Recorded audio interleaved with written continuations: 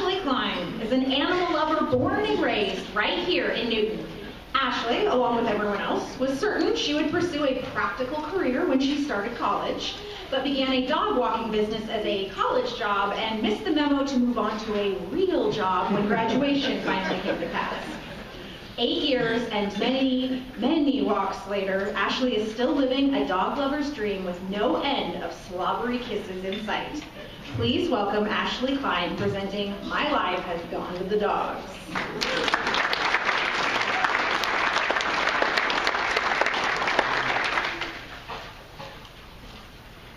Hi, my name is Ashley and I'm a dogaholic.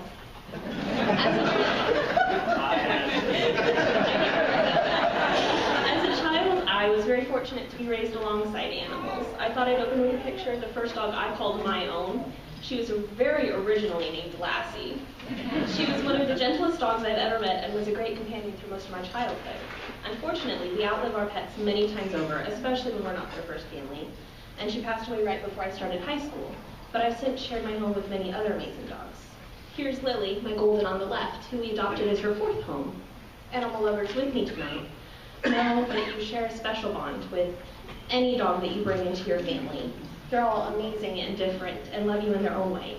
Every animal I shared my home with cemented this feeling for me, like my husky here, which we christened Shadow because she was the ultimate Velcro dog. Despite knowing that and years volunteering with dogs in different roles, I was certain I would go to college to do something practical, like web design. But as I started Bethel in 2009, I also needed a job. I was tired of food service. I'd done it since before it was probably legal for me to, and I didn't want to work with children, or preferably humans at all, for a while after that. Obviously, I'm not the only one who shares this opinion. As you can see, babies are about the least fun you can have for your effort. But your friend's dog. I don't know when the light bulb happened, but suddenly I was insured, bonded, had business cards, a website, and I was Blue Skies Pet Care. I was hanging out with the animals and calling it a job. I realized I could do something that made me feel good, made other people feel good, and get paid for it. Of course, my mother confessed several years down the road that when I started doing this, she thought, pet sitting, who's going to pay someone for that?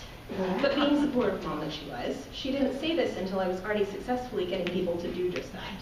She's not alone, though. Paying someone to hang out with pets that you love seems insane. But it wasn't necessarily as easy as it sounded. Sure, some people are very easy, and so are their pets. But I've also met people, literally, I've met people with binders of care instructions. I've crawled under beds and fed dogs there because that's what they're used to. I was doing these little things that people do for their pets, and I was just sticking to the routines as much as possible to keep them happy. A lot of pets' routines. I thought I'd try to make a collage of every single pet I've ever cared for in 8 years, but not only have I failed to take a picture of every single one, this is just the pictures that I've shared on Instagram in the last 2 years, by the way. My little idea to get me through college, remember my end goal is still a cubicle, it just exploded, and I was the pet lady, and I was loving it. I met sweet little things like this girl, whose parents seem to only adopt senior dogs with special needs. I've applied eye drops, jumped through every imaginable hoop to give oral meds, lifted dogs up and down stairs. These animals, of course, are so loving despite their special needs, and that their humans make sure they have the care they need makes them humans worth dealing with. Now, over the years, I've learned some red flags. One of the biggest ones to watch out for is when somebody says, well, my dog used to do this, but hasn't for a really long time. The brown dog here, Chico, is very sweet, but also a little flighty, and his owner said, he used to jump the fence, but hasn't in a really long time. Needless to say, I open the door the first visit, he jumps out, jumps over the 8-foot fence, and is gone. Also, things tend to get interesting out in the beautiful country. I've lost electricity during what I would consider an inland hurricane with a dog that prefers to be under the deck than in the house. I've also opened doors to skunks, bobcats, and coyotes in front yards, and I've had someone follow me off the interstate to a remote home and stop at the end of the drive I go into. I've also had some really easy dogs. So this is Otto, who at the time was a 6-month-old St. Bernard, who had no idea that he was massive, and his owners wanted me to teach him to be a little more polite. So we just hung out and learned manners, sits, stays, downs, heels, anything to make him just a little easier around the grandkids. But what am I saying? It's not like life is all about dogs. My life has also gone to the cats. They're generally easier, because they're like these two clowns. They're easy to entertain and will watch water go down a sink for hours. And you will let them. My days are also filled with every other critter you can imagine sharing your home with. African greys with filthy mouths, goldfish whose bowls you must move regularly for a change of scenery, squirrels who eat better than I do, chickens with better digs than I have, and I'm including Phoenix the Great Dane on this one because he more closely resembles a miniature pony, to be honest. And through all of these families that I've cared for their pets, I figured out why pet sitting or dog walking works as a profession. It's hard to find someone trustworthy to care for your pets and your home. And some people, yeah, they're high maintenance, and they don't want to ask their friends, but some people will ask a neighbor who never comes, or a friend who doesn't visit the first 5 days, and the cats are just never quite litter box trained again. Or the neighbor kid does it, and that mom calls me because they let the dog out. Or some lady just off the internet who wreaks havoc in their home, or hey, modern life gets the best of us, and somebody needs to walk the dog. So, whatever the situation, if there's someone there that your pets are their #1 priority, it's kind of a big deal.